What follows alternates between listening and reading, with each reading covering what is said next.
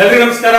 ನಾನು ನಿಮ್ಮ DVG voice Kariyappa. ಇವತ್ತು ಚಾಲೆಂಜಿಂಗ್ ಸ್ಟಾರ್ ದರ್ಶನ್ ಅವರು ಮತ್ತೆ ಬೇಲ್ ಸಿಗದೆ ಒಳಗಡೆ ಹೋಗ್ತಾರಾ ಅಥವಾ ಬೇಲ್ ಸಿಗುತ್ತಾ?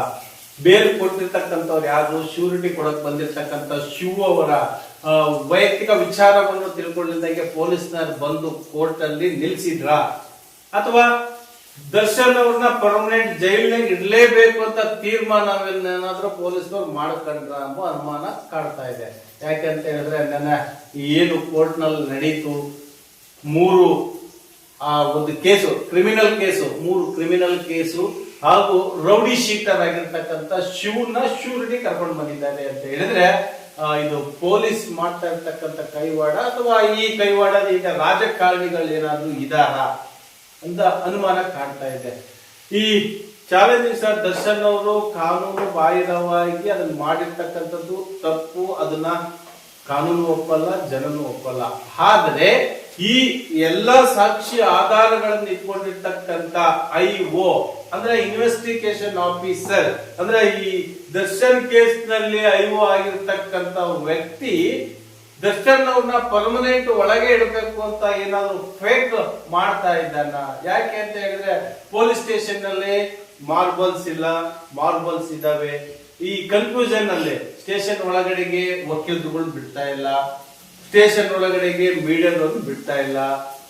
ಅಂದ್ರೆ ಈ ಏನು ಇನ್ವೆಸ್ಟಿಗೇಷನ್ ಆಫೀಸರ್ ಕೊಡ್ತಾನೆ ಮಾಹಿತಿಯನ್ನ, ಆ ಮಾಹಿತಿಯ ಆಧಾರದ ಮೇಲೆ ಚಾರ್ಜ್ ಶೀಟ್ ಆಗುತ್ತೆ. ಈ ಚಾರ್ಜ್ ಶೀಟ್ ಆದ್ಮೇಲೆ ಕೋರ್ಟಿಗೆ ಅಂದ್ರೆ ನ್ಯಾಯಾಧೀಶರಿಗೆ ಏನ್ ಕೊಡಬೇಕು? IO ಏನು ರಿಪೋರ್ಟ್ ಮಾಡಿರ್ತಾನೆ ಆ ರಿಪೋರ್ಟ್ ಅಲ್ಲಿ ಏನಿರುತ್ತೆ ಅಂದ್ರೆ ಆ ರಿಪೋರ್ಟ್ ಮೀನ್ಸ್ ದೋಷಾರೋಪ ಪಟ್ಟಿ ಅಥವಾ ಚಾರ್ಜ್ ಶೀಟ್ ಅಂತ ಹೇಳ್ತೀವಿ. ಆ ಚಾರ್ಜ್ ಶೀಟ್ ಅಲ್ಲಿ ಏನಿರುತ್ತೆ ಅದನ್ನ ನೇರವಾಗಿ ಜಡ್ಜ್ ಅವರಿಗೆ ತಿಳಿಸಬೇಕಾಗಿರ್ತಕ್ಕಂಥ IO ಕೆಲಸ.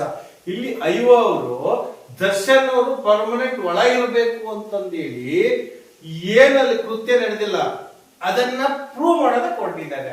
ಕಾರಣ 15 ಕಂಡೀಷನ್ಸ್ ಅಂದ್ರೆ 15 ಸಂಬಂಧಪಟ್ಟಿರ್ತಕ್ಕಂಥ ವಿಚಾರವನ್ನು ನಮ್ಮ CN ನಾಗೇಶ್ ಅವರು ಅಂದ್ರೆ ದರ್ಶನ್ ಪರ ಇರ್ತಕ್ಕಂಥ ವಕೀಲರು 15 ಕಂಡೀಷನ್ಸ್ ಗಳನ್ನ ಹಾಕಿದ್ದಾರೆ. ಅಂದ್ರೆ ಏನು ಎಡವಟ್ಟುಗಳು ಮಾಡಿದ್ದಾನೆ ಈ ಪೊಲೀಸ್ ದರ್ಶನ್ ಅವ್ರ ಮೇಲೆ ಅನ್ನೋದ್ರ ಬಗ್ಗೆ ಪೂರ್ತಿ ಮಾಹಿತಿಯನ್ನ ಈಗ ನಿಮಗೆ ತಿಳಿಸ್ತಾ ಹೋಗ್ತೀನಿ. ಕಾರಣ ಏನಪ್ಪಾ ಅಂತ ಹೇಳಿದ್ರೆ ಒಂದು ಕೇಸು, ಒಂದು ಮಾಜರು, ಒಂದು ಸಿಸ್ಟಮೆಟಿಕ್ ಅಂತ ಹೇಳಿದ್ಮೇಲೆ ಆ ಒಂದು ಕೇಸಿಗೆ IOನೇ ಮೂಲ ಕಾರಣ ಆಗಿರ್ತಾನೆ. IO ಆ ಕೇಸಿಗೆ ತನಿಖಾಧಿಕಾರಿ ಆಗಿರ್ತಾನೆ. ಆ ತನಿಖಾಧಿಕಾರಿ ಕೇಸನ್ನ ಯಾವ ರೀತಿ ಬೇಕಾದ್ರೂ ಬದಲಾವಣೆ ಮಾಡುವ ಅಧಿಕಾರ ಅಥವಾ ಇದು ಇರುತ್ತೆ. ಬಟ್ ಹಾಗಾಗಿ ಅವನನ್ನ ದೂರ ಇಡಬೇಕು ಅಥವಾ ಏನು ಈ 17 ಜನ ಈ ಕೇಸಲ್ಲಿ ಇದ್ದಾರೆ 17+1 18 ಮಾಡಬೇಕು ಅಂತ ಕರ್ನಾಟಕದ ಜನತೆ ಹೇಳ್ತಾ ಇದೆ. 18ನೇ ವೀಕ್ನೆಸ್ ಅಂದ್ರೆ 18ನೇ ಸಾಕ್ಷಿ ಅಥವಾ ಆರೋಪಿಯನ್ನ ಈ ಪೊಲೀಸನ್ನೇ ಮಾಡಬೇಕು. ಯಾಕೆ ಅಂತ ಹೇಳಿದ್ರೆ ಈ ಇರಬರ ಸುಳ್ಳುಗಳನ್ನೆಲ್ಲ ಅದರಲ್ಲಿ ಬರೆದಿದ್ದಾನೆ, ಈ ಚಾರ್ಜ್ ಶೀಟ್ ಅಲ್ಲಿ ಬರೆದಿದ್ದಾನೆ. ದರ್ಶನ್ ಅವ್ರು ಕೊಟ್ಟಿರ್ತಕ್ಕಂಥ ಸ್ಟೇಟ್ಮೆಂಟೇ ಬೇರೆ, ಈ IO ಬರೆದಿರ್ತಕ್ಕಂಥ ಸ್ಟೇಟ್ಮೆಂಟೇ ಬೇರೆ. ದರ್ಶನ್ ಅವರು ಅಲ್ಲಿ ಬಂದಿದ್ರು, ಅವನು ಹೊಡೆದ್ರು, ಅವ್ನು ಇದು ಮಾಡಿದ್ರು ಅದು ಮಾಡಿದ್ರು ಅಂತ ಯಾರು ಹೇಳ್ತಾ ಇದ್ದಾರೆ? ಅಲ್ಲಿರ್ತಕ್ಕಂಥ ಒಬ್ಬ ಸೆಕ್ಯೂರಿಟಿ ಬಿಟ್ರೆ ಮತ್ತೆ ಬೇರೆ ಯಾರು ದರ್ಶನ್ ಪರ ಹೇಳ್ತಾ ಇಲ್ಲ ಅಥವಾ ವಿರೋಧದಲ್ಲಿ ಹೇಳ್ತಾ ಇಲ್ಲ. ದರ್ಶನ್ ಅವ್ರು ಇಲ್ಲೇ ಇಲ್ಲ ಅಂತ ಬಹಳ ಜನ ಹೇಳ್ತಾ ಇದ್ದಾರೆ. ದರ್ಶನ್ ಅವ್ರು ಬಂದಿರ್ಬೋದು, ಹೋಗಿರ್ಬೋದು, ಬಟ್ ಇಲ್ಲಿ ದರ್ಶನ್ ಪರ ಮಾತಾಡ್ತಾ ಇಲ್ಲ ಈ ಮೀಡಿಯಾ, ದರ್ಶನ್ ವಿರೋಧನೂ ಮಾಡ್ತಾ ಇಲ್ಲ. ಇಲ್ಲಿ ತನಿಖೆಯಲ್ಲಿ ಯಾವ ರೀತಿ ತನಿಖೆ ನಡೆಸಬೇಕಾಗಿತ್ತು ಆ ರೀತಿಯ ತನಿಖೆಯನ್ನ ಬಿಟ್ಟು ಬೇರೆ ರೀತಿ ತನಿಖೆ ಮಾಡಿರ್ತಕ್ಕಂಥ ತನಿಖಾಧಿಕಾರಿಯನ್ನ ಈ 17 ಜನ ಜೊತೆ ಇವನನ್ನು ಸಹ ಜೈಲಿಗೆ ಹಾಕ್ಬೇಕು. ಯಾಕೆ ಅಂತ ಹೇಳಿದ್ರೆ ಈ ಹಿಂದೆ ಸ್ಟೇಟ್ಮೆಂಟ್ ದರ್ಶನ್ ಅವರೇ ಕೊಟ್ಟಿದ್ದಾರೆ. ಯಾವ ರೀತಿ ಕೊಟ್ಟಿದ್ದಾರೆ? ನಾನು ಅಲ್ಲಿ ಹೋಗಿಲ್ಲ ಅಂತಲೂ ಹೇಳಿದ್ರು. ಆಮೇಲೆ CC ಕ್ಯಾಮೆರಾದಲ್ಲಿ ಪ್ರಚಾರ ಆಗುತ್ತೆ. ವಾಸ್ತವವಾಗಿ ಅವರು ಅವತ್ತಿನ ದಿವಸ ಸ್ಲಿಪ್ಪರ್ ಹಾಕೊಂಡಿರ್ತಾರೆ. ನೋಡಿ, ಇಲ್ಲಿ ಒಂದೊಂದೇ ವಿಚಾರಗಳನ್ನ ಅವರ ಮೈ ಮೇಲೆ ಹಾಕೊಂಡಿರ್ತಕ್ಕಂಥ ಬಟ್ಟೆಗಳು ಸಮೇತನು ಅವ್ರು ಬರ್ದಿರ್ತಾರೆ. ಆ ಬಟ್ಟೆಯನ್ನ ತಗೊಂಡ್ಬರ್ಬೇಕಾಗಿರ್ತಕ್ಕಂಥ ಪೊಲೀಸ್ನವರು ಶೂ ತಗೊಂಡ್ಬರ್ತಾರೆ. ದರ್ಶನ್ ಅವ್ರು ಹಾಕೊಂಡು ಹೋಗಿರ್ತಕ್ಕಂಥ ಸ್ಲಿಪ್ಪರ್ ಶೂ ತಗೊಂಡ್ಬಂದಿರ್ತಾರೆ.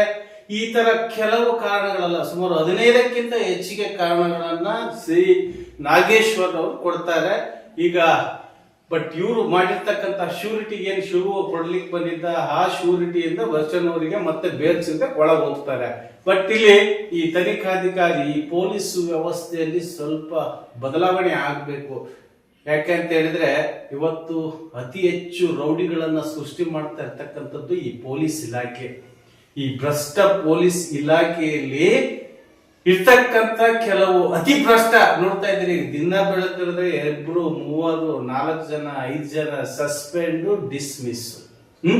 ಇವರಿಗೆ ಸರಿಯಾದ ರೀತಿಯಾಗಿ ಈ ಪರ್ಮನೆಂಟ್ ಅವ್ರನ್ನ ಜಾಗದಿಂದ ಖಾಲಿ ಮಾಡಿಸಿದ್ರೆ ಮಾತ್ರ ಈ ಭ್ರಷ್ಟಾಚಾರ ನಿಲ್ಲುತ್ತೆ ಅಂತ ನಮ್ಮ ವಾಹಿನಿ ಮೂಲಕ ತಿಳಿಸ್ತೇನೆ. ಹಾಗಂತ ನಾನು ಟೋಟಲ್ ಅಷ್ಟು ಡಿಪಾರ್ಟ್ಮೆಂಟ್ ಅಲ್ಲಿ ಇರ್ತಕ್ಕಂಥ ಪೊಲೀಸ್ನವ್ರು ಭ್ರಷ್ಟರು ಅಂತ ಹೇಳ್ತಾ ಇಲ್ಲ. ಅದರಲ್ಲಿ ಒಂದು 10% ಮಾತ್ರ ಕರೆಕ್ಟ್ ಆಗಿರ್ಬೋದು. ಇನ್ನು 90% ಪೊಲೀಸ್ನವರು ಪೂರ್ತಿ ಭ್ರಷ್ಟರೇ ಇದ್ದಾರೆ. ಅದರಲ್ಲೂ ಈ ದರ್ಶನ್ ಕೇಸ್ ನಲ್ಲಿ ತನಿಖಾಧಿಕಾರಿ ಅಂತ ಇದಾನಲ್ಲ, ಅವನಂತೂ A1 ಭ್ರಷ್ಟ ಇದ್ದಾನೆ. ಅವನನ್ನ ಇಮಿಡಿಯೇಟ್ ಆಗಿ ಸಸ್ಪೆಂಡ್ ಮಾಡೋದ್ರ ಜೊತೆಗೆ 17 ಜನ ಆರೋಪಿಗಳ ಜೊತೆ ಇವನನ್ನು ಸೇರಿಸಬೇಕು ಅಂತ ನಮ್ಮ ವಾಹಿನಿ ಮುಖಾಂತರ ನಿಮಗೆ ತಿಳಿಸ್ತಾ ಇದ್ದೀವಿ. ಇದು ಇವತ್ತಿನ ಸುದ್ದಿ. ನಾಳೆಯ ಸುದ್ದಿಗಾಗಿ ಮತ್ತೆ DVG ವಾಯ್ಸ್ ಸಬ್ಸ್ಕ್ರೈಬ್ ಆಗಿ, ಲೈಕ್ ಮಾಡಿ, ಶೇರ್ ಮಾಡಿ. ನಮಸ್ಕಾರ.